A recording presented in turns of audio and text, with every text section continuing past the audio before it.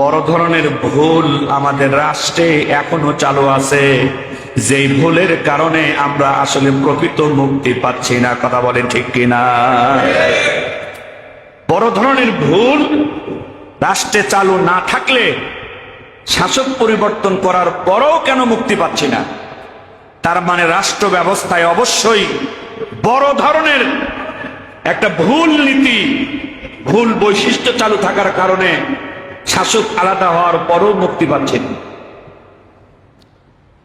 কারণ আপনি তেঁতুল গাছ যদি লাগান, আপনি যদি সাদা পানি দেন, শরবতের পানি দেন, চিনি দিয়া শরবত গুলায় সেই পানি দিলেন তেঁতুল গাছের কলায়, ওটা কি টক থেকে মিষ্টি আমের মতো মিষ্টি হবে?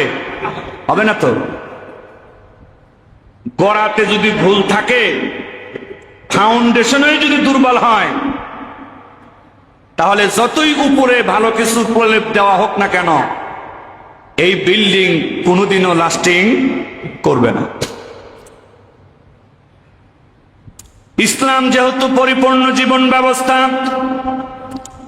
একজন মানুষ ব্যক্তিগতভাবে নিজে কিভাবে ভালো থাকতে পারে, একটা পরিবার কিভাবে ভালো থাকতে পারে, একটা সমাজ কিভাবে ভালো থাকতে পারে, একটা রাষ্ট্র কিভাবে ভালো থাকতে পারে, একজন মানুষ তার এই দুনিয়ার জীবনে কিভাবে ভালো থাকতে পারে, একজন মানুষ মৃত্যুর পরে পরকালীন চিরস্থায়ী জীবনে কিভাবে ভালো থাকতে পারে, ইসলাম পরিপূর্ণ জীবন ব্যবস্থা হওয়ার কারণে সব বিষয়ে পরিপূর্ণ আলোচনা আল্লাহর কোরআনে, রাসূলের হাদিসে দেওয়া হয়েছে। বলেন আলহামদুলিল্লাহ। কোরআন হাদিস থেকে বাস্তবতার নিরিখে সকল সমস্যার সমাধানের জন্য চারটা ফর্মুলা অবলম্বন করা আমাদের জন্য অত্যন্ত জরুরি। যতদিন পর্যন্ত রাষ্ট্র, সমাজ, পরিবার, ব্যক্তি জীবনে এই চারটা ফর্মুলা পদ্ধতি আমি আপনি গ্রহণ না করব, বারবার শাসক আর দেশ পরিবর্তন হলেও প্রকৃত মুক্তি আর শান্তি আমরা কখনো পাব না। এক নাম্বার হলো পরিবার, সমাজ, রাষ্ট্রকে ন্যায় নীতিবান বানাবার জন্য অবশ্যই দেশের প্রত্যেকটা নাগরিককে সৎ শিক্ষকের দ্বারা সুশিক্ষার মাধ্যমে দেশের প্রত্যেকটা মানুষের বুঝ আর জ্ঞানকে আগে ঠিক করতে হবে। কথা বলেন ঠিক কিনা? 54 বছর ধরে বাংলাদেশকে বাংলাদেশের ছেলেরাই, বাংলাদেশের মানুষেরাই শাসন করেছেন। কিন্তু বলেন তো, এই 54 বছরও হোম, গুণ, হত্যা, নির্যাতন, দুর্নীতি, লুটপাট থেকে কি আমরা মুক্তি পেয়েছি? না। সর্বশেষ জুলাই গণ অভ্যুত্থানের মধ্যে দিয়ে প্রায় 2000-এর কাছাকাছি ছাত্র জনতার জীবন, 50,000-এর কাছাকাছি হাত পা চোখ হারানো আহত পঙ্গু মানুষগুলোর নিদারুণ কষ্ট, সব কিছুর পরে বাংলাদেশের মানুষ আশা করেছিল স্বৈর শাসক বিদায় দিলাম, এখন এই দেশে আর দুর্নীতি, লুটপাট, চাঁদাবাজি, হত্যা, খুন খারাপি আর মনে হয় হবে না। কিন্তু আমাদের সেই আশা কি পূরণ হয়েছে? মানসিকভাবে আমি অত্যন্ত বিপর্যস্ত হয়ে পড়েছি। যদি আল্লাহর কাছে মৃত্যু চাওয়া জায়েজ থাকতো, মরণ চাওয়া যদি বৈধ হতো, আমার মাঝে মাঝে মনে হয় আমিও দোয়া করতাম, আল্লাহ এই দুনিয়ায় আর থাকার দরকার নাই, আপনি উঠায় নেন। কিন্তু মৃত্যু কামনা করা জায়েজ নাই। আল্লাহ পাক যখন যার জন্য ফয়সালা করেছে তখন হবে। গতকালকে 3টা ঘটনা দেখলাম সংবাদে, আরো সংবাদের বাইরে আরো কত ঘটনা থাকে, কত অন্যায় অবিচার থাকে, তা তো বলার বাইরে। আমাদের গাজীপুরে 2টা মর্মান্তিক ঘটনা গতকাল সংঘটিত হয়েছে। একজন সাংবাদিক আনোয়ার, তাকে চাঁদাবাজির বিরুদ্ধে সংবাদ প্রকাশ করার কারণে একদল সন্ত্রাসী চাঁদাবাজ প্রকাশ্যে দিবালোকে ওই ঢাকার মিটফোর্ড হাসপাতালের সামনে যে একজনকে পাথর দিয়ে মেরে মেরে হত্যা করে দেওয়া হয়েছিল, মানুষের হৃদয়কে নাড়া দিয়েছিল। ঘটনাটা ওই রকমই ঘটতেছিল, ইট দিয়ে মেরে মেরে তার পাকে লুলা করে দেওয়া হয়েছে। পরে আল্লাহ বাঁচাইছে, পাশে পুলিশ ছিল, এসে আধামরা মানুষটাকে উঠিয়ে হাসপাতালে ভর্তি করেছে। এই ঘটনা শেষ হতে না হতেই রাত্রিবেলায় 8টার দিকে আবার চান্দনা চৌরাস্তায় এত মানুষ, হাজার মানুষ, সেখানে প্রকাশ্য দিবালোকে 4-5 জন সন্ত্রাসী তাদের এই সন্ত্রাসী কার্যকলাপের ভিডিও ধারণ করার কারণে সাংবাদিক তুহিন নামে আর একজনকে কিভাবে কুপিয়ে কুপিয়ে নির্মমভাবে হত্যা করেছে। মানে এগুলো কল্পনা আমরা করতে পারি না যে আসলে আমরা কোন বিশ্বে, কোন দেশে, কোন পরিবেশে আছি। এটা কি মানুষের পরিবেশ, নাকি কুত্তার পরিবেশ, না শুয়ারের পরিবেশ? মানে কার সাথে তুলনা করলে এই পরিবেশটা বোঝানো যাবে, আমার কাছে সে শব্দ নাই। এই পরিবেশটাকে কি বলা যেতে পারে? একই রাত্রে আবার সিলেটে একজনকে হত্যা করে দেওয়া হয়েছে রাত 11টার দিকে। কয়েকজন মিলে ছুরি দিয়ে কুপিয়ে কুপিয়ে আর একজনকে মেরে ফেলেছে। আবার রাত 9-10টার দিকে নাটোরে প্রাইভেট কার ঠেকিয়ে সেখান থেকে ব্যবসায়ীকে বের করে গলা কেটে তাকে হত্যা করে দিয়েছে। এই 4টা ঘটনা গতকাল বিকাল থেকে রাতের মধ্যে। বাকি আরো অনেক খবর থাকতে পারে, সব খবর তো আর খুব তাড়াতাড়ি আমরা সবাই জানি না, পাই না। মানে কি নির্মমতা, কি ভয়াবহতা! একবার যদি কল্পনা করেন যে কালকের এই সাংবাদিক তুহিনকে যেভাবে কুপিয়ে কুপিয়ে হত্যা করা হয়েছে, যদি এই ঘটনাটা আমার ভাইয়ের সাথে করা হতো, যদি এই ঘটনাটা আমার সন্তানের সাথে করা হতো, যদি এই ঘটনাটা আমার সাথে করা হতো, আপনার সাথে করা হতো, ভাবতেই গা শিউরে ওঠে। অ্যাক্সিডেন্টও করে নাই, লোকটা অসুস্থ না, পুরা সুস্থ একটা মানুষ। কিছুক্ষণ আগেই জীবিত ছিলেন, কিছুক্ষণের মধ্যেই এখন সে ক্ষত বিক্ষত লাশ। তার বন্ধু তার সাথেই ছিলেন, মুহূর্তের মধ্যে ঘটনা ঘটে গেছে। তাহলে এই সন্ত্রাসীরা যেই দলের পরিচয়ই হোক, যেই বাহিনীর পরিচয়ই হোক, এরা মানুষকে আর মানুষ মনে করতেছে না। এরা দেশের আইনকে, শাসনকে শাসনই মনে করতেছে না। ওরা যে মানুষ, মানুষ হিসেবে যে একটা মানুষের প্রতি দয়া থাকা দরকার, ওরা এটাও মনে করতেছে না। মানুষের সাথে মানুষের রাগারাগি, ঝগড়া বিবাদ হলে 2-1টা থাপ্পড় কিল ঘুষি, এটা রাগের বশে সহ্য করা যায়। কিন্তু একটা মানুষ মানুষকে হত্যা করে ফেলবে, এটা কিভাবে কল্পনা করা যায়?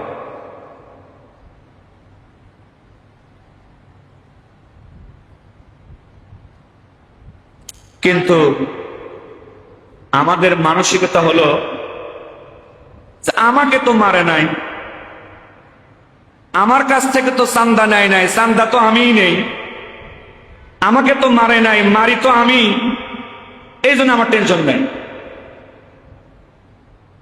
যে আমাকে তো কোপাই নাই, আমিই তো মানুষকে কোপাই, এই জন্য আমাদের টেনশন নেই। কিন্তু ঘটনা কি এরকম থাকে? আজকের সন্ত্রাসী কালকের ক্ষতবিক্ষত লাশ হতে পারে কি পারে না? আজকের চান্দাবাজ কালকে রাস্তার ফকিন্নি হতে পারে কি পারে না? সময় বেশি লাগে না। কিন্তু বাঙালির একটা বদ স্বভাব, নিজে বিপদে না পড়া পর্যন্ত বিপদ বুঝতে পারে না। নিজের দেহে আঘাত না লাগা পর্যন্ত আঘাতের কষ্ট বুঝতে পারে না, নিজের ব্যবসা প্রতিষ্ঠানে নিজের পরিবারে সন্ত্রাসী চাঁদাবাজরা হামলা না করা পর্যন্ত এই কষ্টটা বুঝতে পারে না। যখন নিজের উপরে অ্যাটাকটা আসে, নিজে যখন মাড্ডা খায়, তখন সে সন্ত্রাসীদের বিরুদ্ধে চলে যায়। তো এটা তো ভালো মানুষের বৈশিষ্ট্য হতে পারে না, এটা তো ভণ্ড বাটপার প্রতারকদের বৈশিষ্ট্য। শুধুমাত্র নিজে কষ্ট পেলে কষ্ট লাগে, আর একজনের কষ্ট লাগে না। শুধুমাত্র নিজের উপরে হামলা হলে এটা সন্ত্রাসী কাজ মনে হয়, আর অন্যের উপরে হামলা হলে সন্ত্রাসী কাজ মনে হয় না। এটা তো কোনো বিবেকবান ভালো মানুষের চরিত্র হতে পারে না, বৈশিষ্ট্য হতে পারে না। বারবার আমাদের দেশ আলাদা হয়েছে। ভারত ছিলাম, ভারত থেকে পাকিস্তান হলাম, পাকিস্তান থেকে বাংলাদেশ হলাম, শাসকের পরিবর্তন হলো, ব্রিটিশ শাসন, এরপরে পাকিস্তানি শাসন, এরপরে বাঙালি শাসন। দেশ আলাদা হলো, শাসন আলাদা হলো, শাসক আলাদা হলো, কিন্তু ঘুরে ফিরে সেই কষ্ট আমাদের কাছ থেকে বিদায় হলো না। মুসলমান ভাইরে আমার, এখানে চিন্তা করার বিষয়, দেশ আলাদা হয়েও কেন আমরা জুলুম অত্যাচার থেকে মুক্তি পেলাম না? শাসক আলাদা হওয়ার পরেও কেন আমরা শোষণ নির্যাতন অত্যাচার থেকে কেন আমরা মুক্ত হলাম না? এটা বোঝার বিষয়, চিন্তা করার বিষয়। একের পর এক গণ অভ্যুত্থান বিপ্লব হওয়ার পরেও কেন আমরা শান্তির দেখা পাচ্ছি না? তার কারণটা কি? দেশ তো আলাদা বানিয়েছি, শাসক আলাদা বানিয়েছি। আগে বাইরের লোকরা শাসন করতো, এখন তো নিজ দেশের লোকেরা শাসন করে, দেশ চালায়, এরপরও কেন মুক্তি আসে না? এখান থেকে বোঝা যায় বড় ধরনের ভুল আমাদের রাষ্ট্রে এখনো চালু আছে, যেই ভুলের কারণে আমরা আসলে প্রকৃত মুক্তি পাচ্ছি না। কথা বলে ঠিক কিনা? বড় ধরনের ভুল রাষ্ট্রে চালু না থাকলে শাসক পরিবর্তন করার পরও কেন মুক্তি পাচ্ছি না? তার মানে রাষ্ট্র ব্যবস্থায় অবশ্যই বড় ধরনের একটা ভুল নীতি, ভুল বৈশিষ্ট্য চালু থাকার কারণে শাসক আলাদা হওয়ার পরও মুক্তি পাচ্ছেন। কারণ আপনি তেঁতুল গাছ যদি লাগান, আপনি যদি সাদা পানি দেন, শরবতের পানি দেন, চিনি দিয়া শরবত গুলায় সেই পানি দিলেন তেঁতুল গাছের তলায়, ওটা কি টক থেকে মিষ্টি আমের মতো মিষ্টি হবে? হবে না তো। গড়াতে যদি ভুল থাকে, ফাউন্ডেশনে যদি দুর্বল হয়, তাহলে যতই উপরে ভালো কিছু প্রলেপ দেওয়া হোক না কেন, এই বিল্ডিং কোনোদিনও লাস্টিং করবে না। ইসলাম যেহেতু পরিপূর্ণ জীবন ব্যবস্থা, একজন মানুষ ব্যক্তিগতভাবে নিজে কিভাবে ভালো থাকতে পারে, একটা পরিবার কিভাবে ভালো থাকতে পারে, একটা সমাজ কিভাবে ভালো থাকতে পারে, একটা রাষ্ট্র কিভাবে ভালো থাকতে পারে, একজন মানুষ তার এই দুনিয়ার জীবনে কিভাবে ভালো থাকতে পারে, একজন মানুষ মৃত্যুর পরে পরকালীন চিরস্থায়ী জীবনে কিভাবে ভালো থাকতে পারে, ইসলাম পরিপূর্ণ জীবন ব্যবস্থা হওয়ার কারণে সব বিষয়ে পরিপূর্ণ আলোচনা আল্লাহর কোরআনে, রাসূলের হাদিসে দেওয়া হয়েছে। বলেন আলহামদুলিল্লাহ।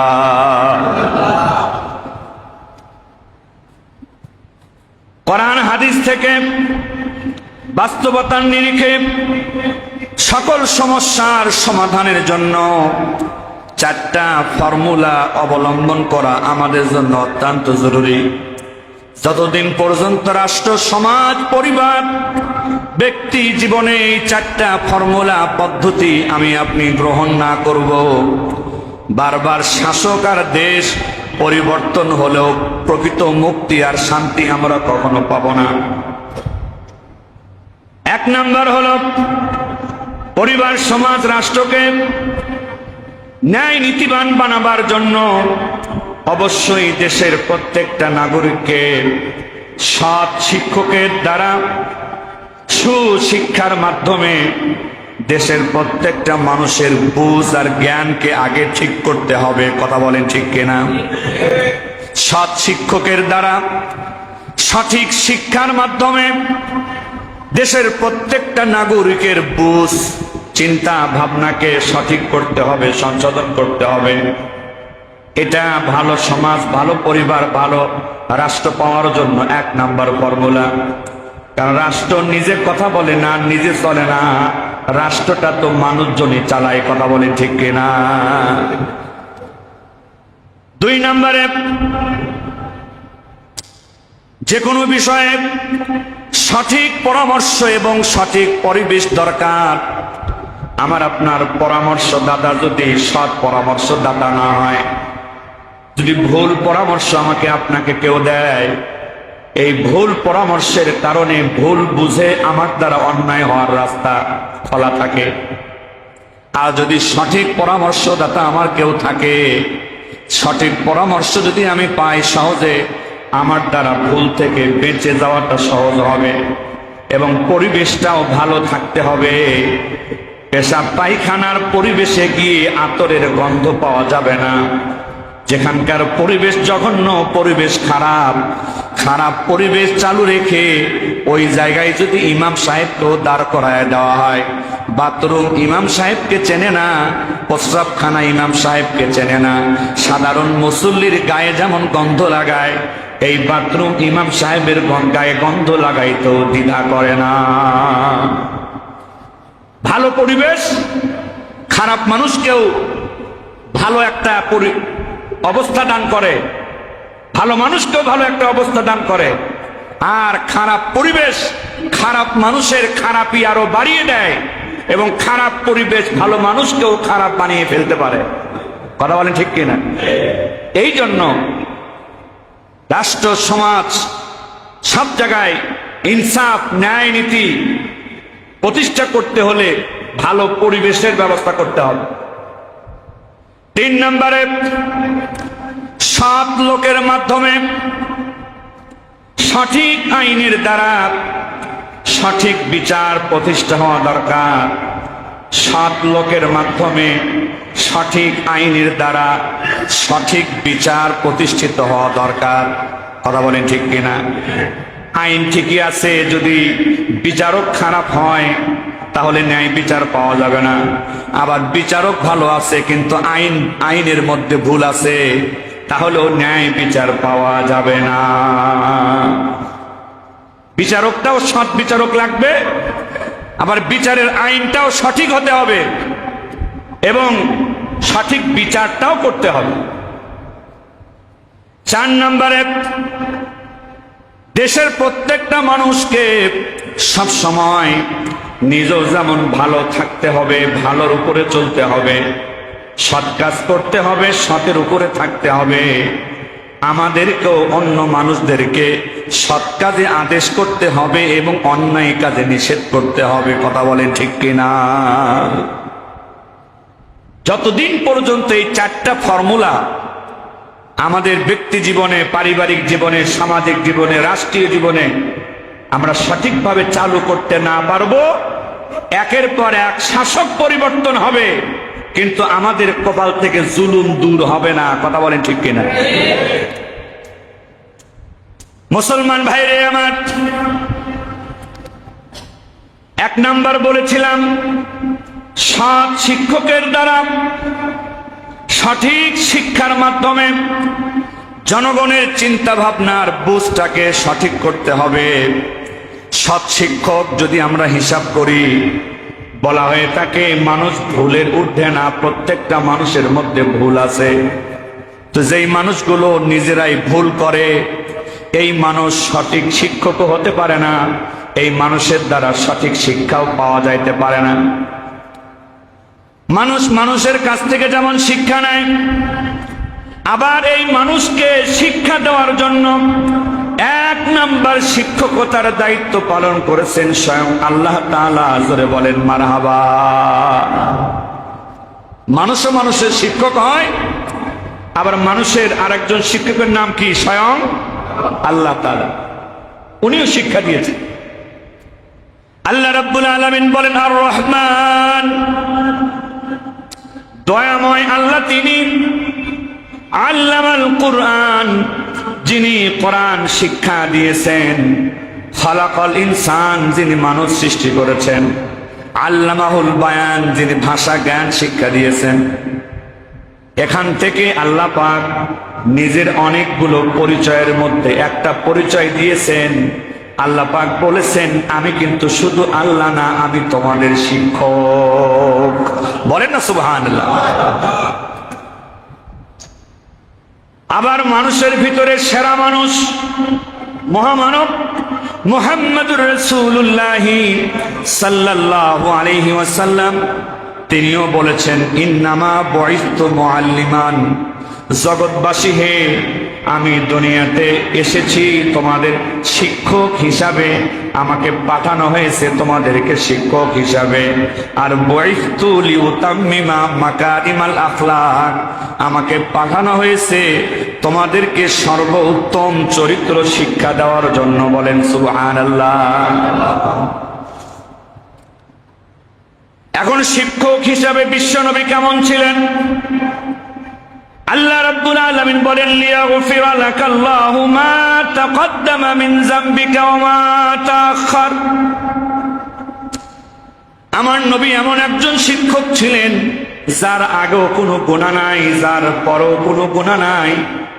যেই নবী মুহাম্মদুর রাসূলুল্লাহ ছিলেন নিষ্পাপ, কোনো গুনাহ নাই, কোনো ভুল তার নাই। লাকাদ কানা লাকুম ফি রাসূলিল্লাহি উসওয়াতুন হাসানা, অবশ্যই তোমাদের জন্য আমার রাসূলের মধ্যে রয়েছে উত্তম আদর্শ। বলেন সুবহানাল্লাহ।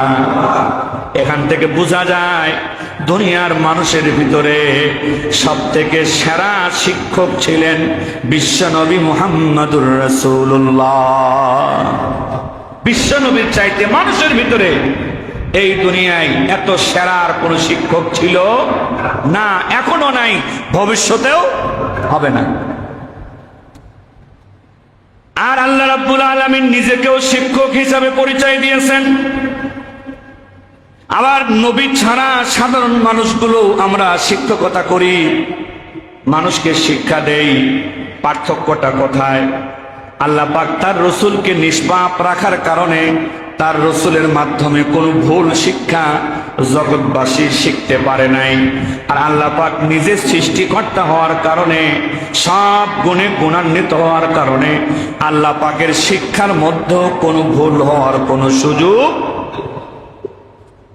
আলিফ লাম মিম যালিকাল কিতাবু লা রাইবা ফীহ, আল্লাহ পাক বলেন এটা হলো ওই কিতাব, এই কোরআন সেই কিতাব যেই কিতাবের মধ্যে ভুল ভ্রান্তি হওয়া তো দূরের কথা, যেই কিতাবের মধ্যে আমি আল্লাহ সন্দেহ রাখারও কোনো সুযোগ দেই নাই। বলুন সুবহানাল্লাহ।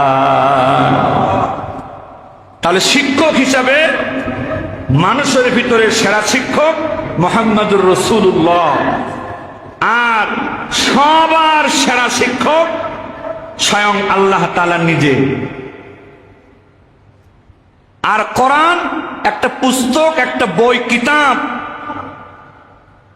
কোরআনের এই শিক্ষার ব্যাপারে আল্লাহর বক্তব্য, এখানে ভুল তো দূরের কথা, আমি আল্লাহ সন্দেহের কোনো সুযোগ রাখি নাই। হুদাল লিল মুত্তাকিন, আমার এই কোরআন মুত্তাকিদেরকে সঠিক পথ দেখায়, সঠিক শিক্ষা দেয়। আবার বলেছেন হুদাল লিন্নাস, আমার এই কোরআন শুধু মুসলমানদেরকে সঠিক পথ দেখায় না, আমার এই কোরআন সব মানুষকেই, হিন্দু হোক খ্রিস্টান হোক, সব মানুষকেই আমার এই কোরআন সঠিক শিক্ষা দেওয়ার ক্ষমতা রাখে। কোরআন মুসলমানকেও সঠিক শিক্ষা দিতে পারে, কোরআন হিন্দু খ্রিস্টান বৌদ্ধ সকলকেই সঠিক শিক্ষা দেওয়ার যোগ্যতা রাখে।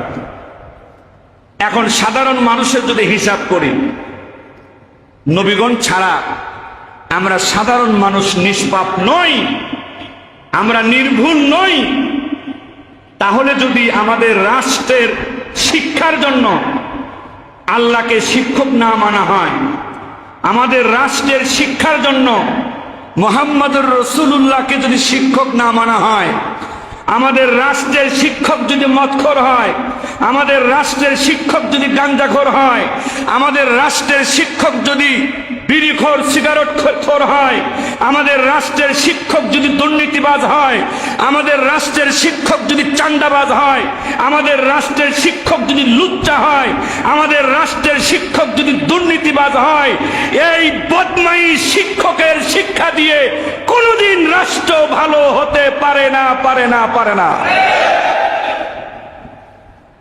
এখানেই হচ্ছে 1 নাম্বার ভুল।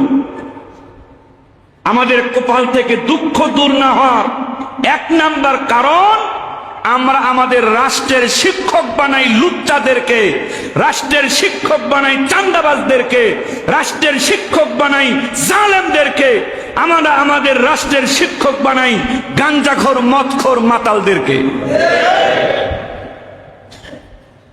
যার কারণে বারবার শাসক পরিবর্তন হলেও আমাদের কপাল থেকে দুঃখ দুর্দশা দূর। মুসলমান ভাইরে আমার, সৎ শিক্ষকের শিক্ষা কেমন? লা ইউকাল্লিফুল্লাহু নাফসান ইল্লা ওয়াসাহা। আল্লাহ তাআলা বলেন, আমি কোন আত্মার উপরে, কোন প্রাণীর উপরে এক চুল পরিমাণ কোন জুলুম আমি আল্লাহ করি না। সাধ্যের বাইরে কারো উপরে কোনো কিছু আমি আল্লাহ চাপিয়ে দেই না।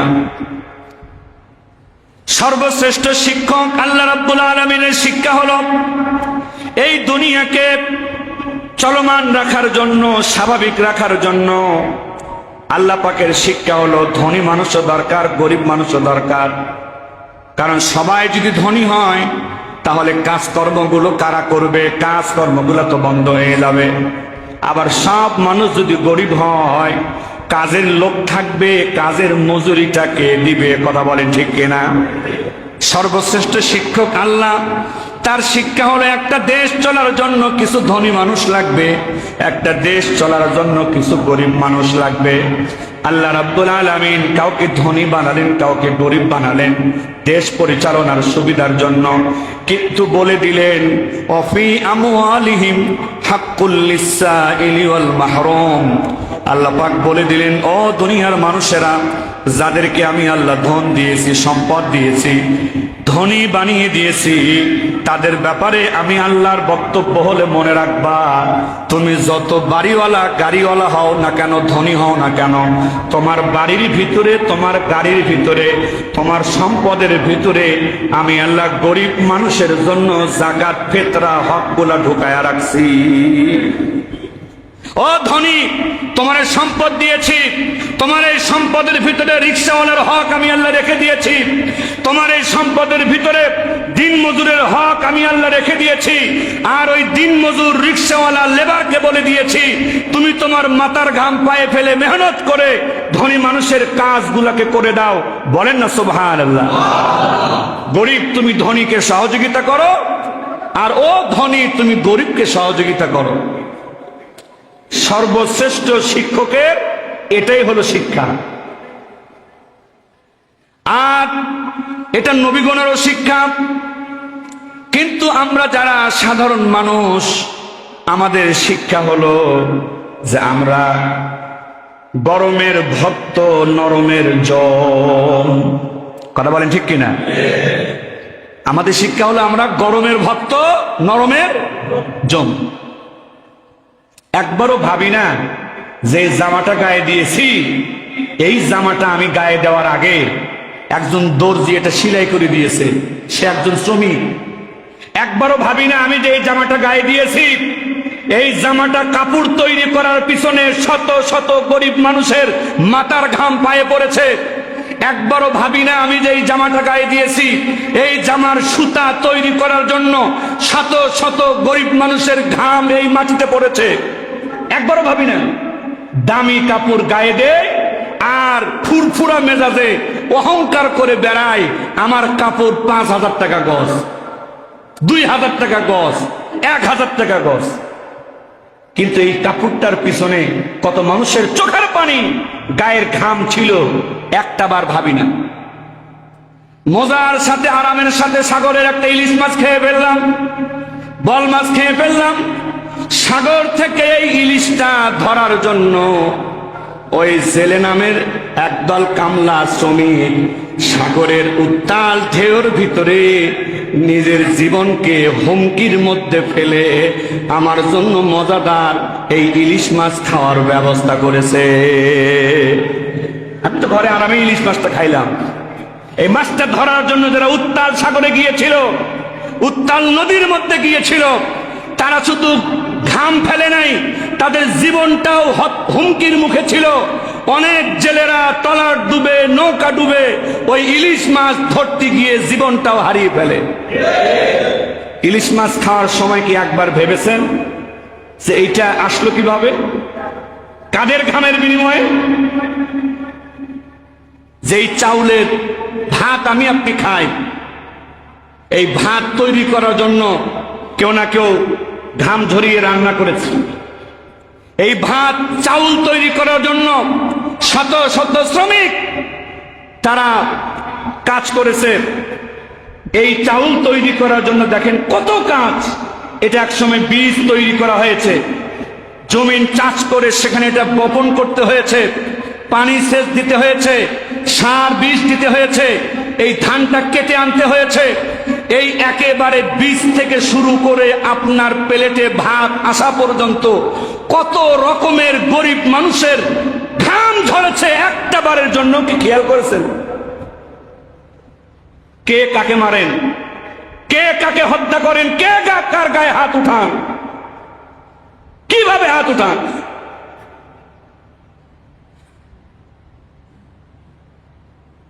মানে মানুষ যদি শুকুর কুকুরের থেকেও খারাপ না হয়, তাহলে সে অন্য কারো উপরে জুলুম করতে পারে না।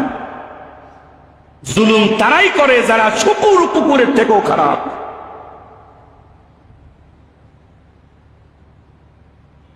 বর্তমানে আমাদের দেশের যে অবস্থা, অন্তর্বর্তী সরকার উনি বিদায়ের পথে, ফেব্রুয়ারিতে নির্বাচন দেওয়ার কথা বলেছেন। এখন আমাদের এই দেশে যারা আছেন রাজনীতিবিদ, বড় দল বিএনপি, জামাতে ইসলামী, ইসলামী আন্দোলন, এনসিপি, তারাই এখন বেশি প্রসিদ্ধ।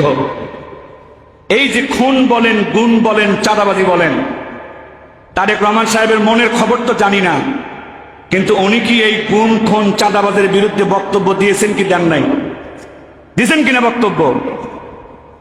শুধু বক্তব্য না, বিএনপি পরিচয়ে খুনের সাথে, গুমের সাথে, চাঁদার সাথে জড়িত 7,000-এরও অধিক নেতাকর্মীকে তিনি বহিষ্কার করেছেন।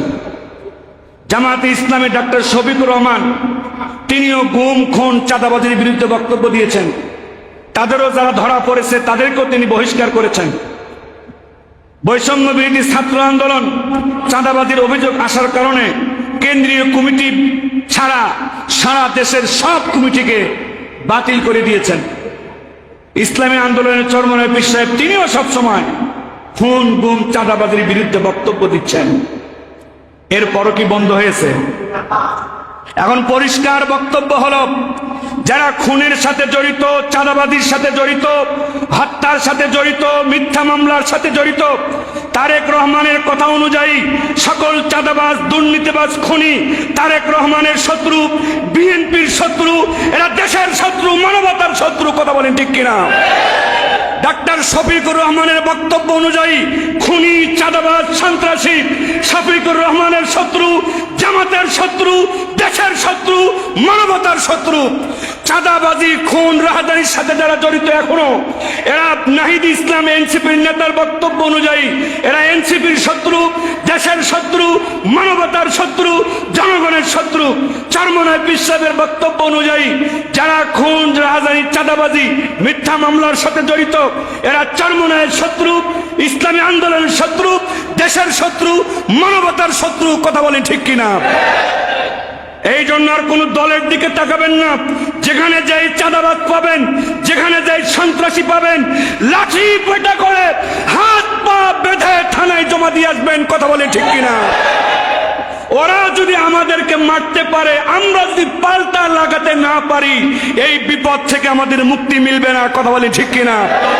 এই জন্য আমি আপনাদেরকে আগেও বলেছি, আজকেও বলছি, প্রত্যেক দোকানে দোকানে, প্রত্যেক বাসা বাড়িতে 2 হাত 1.5 হাত লম্বা শক্ত শক্ত লাঠি বানায় রাখতে হবে। কথা বলে ঠিক কিনা?